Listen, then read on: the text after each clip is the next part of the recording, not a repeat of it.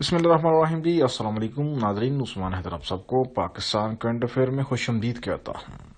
ناظرین، آج علامہ خادم حسین رضوی کی حیات کے اوپر خصوصی ڈاکومنٹری آپ کی خدمت میں پیش کرنے جا رہا ہوں۔ علامہ خادم حسین رضوی کا تعلق پنجاب کے ضلع اٹک سے تھا۔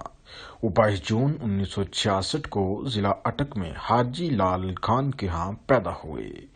جیلم اور دینا کے مدارس و دینیا سے حفظ و تجویز کی تعلیم حاصل کی، جس کے بعد لاہور میں جامعہ نظامیہ رضویہ سے درس نظامی کی تکمیل کی۔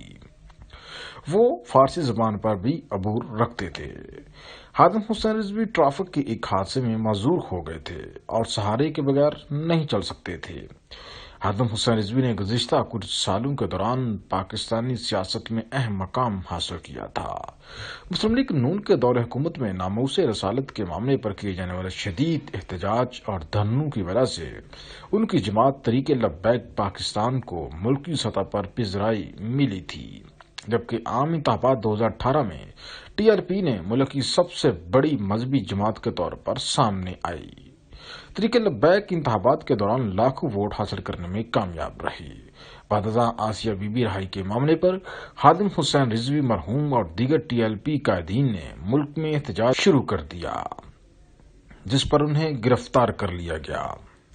خادم حسین رضوی کو کئی ماہ جیل کاٹنے اور معافی نامے پر دستخط کیے جانے کے بعد رہا کیا گیا۔ علامہ خادم حسین رضوی کو چند برس پہلے کوئی نہیں جانتا تھا۔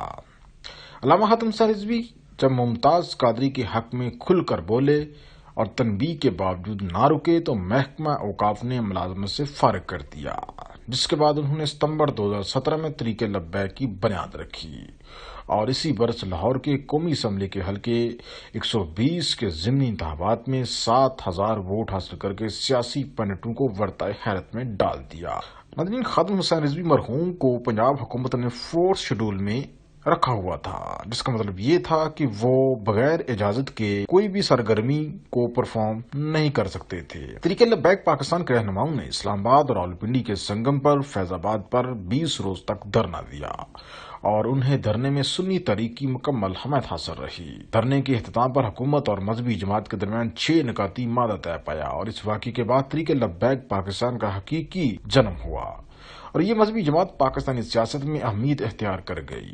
اس جماعت نے 2018 میں پاکستان کے عام انتخابات میں بھرپور حصہ لیا اور سندھ اسمبلی میں نشست حاصل کرنے میں کامیاب ہوئی۔ سپریم کورٹ نے جب آسیہ بی بی کو توہین رسالت کے مقدمے سے بری کیا تو ٹی ایل پی نے ملک بھر میں دھرنے دے کر نظام زندگی مفلوج کر دیا اور دھرنوں کے دوران علامہ خادم حسین رضوی نے پرجوش تقاریر کی اور کارکنوں اور ہمدردوں کو احتجاج پر اکسایا، جس کے بعد انہیں گرفتار کر لیا گیا اور ان کا میڈیا بلیک آؤٹ بھی کر دیا گیا۔ علامہ خادم حسین رضوی اور ان کے دیگر ساتھی سرکاری عملہ کو نقصان پہنچانے اور مار پیٹ کا مقدمہ راولپنڈی کی انسداد دہشت گردی کی عدالت میں ان پر 1 سال سے زیادہ عرصے تک چلتا رہا۔ عدالت نے تحریک لبیک پاکستان کے 86 کارکنوں کو 2018 میں پرتشدد مظاہروں میں حصہ لینے پر 55 سال قید کی سزائیں سنائیں۔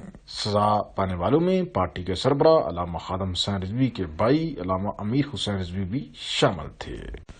19 نومبر 2020 کو علامہ خادم حسین رضوی کی طبیعت اچانک بگڑ گئی، شدید علیل ہوئے، جس کے بعد ان کا انتقال ہو گیا اور ان کے عقیدت مندوں اور کارکنوں میں غمی کی لہر دوڑ گئی۔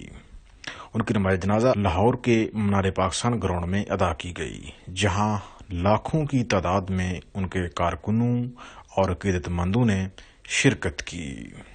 تو یوں خادم حسین رضوی کا سفر اختتام پذیر ہو گیا۔ خدا حافظ۔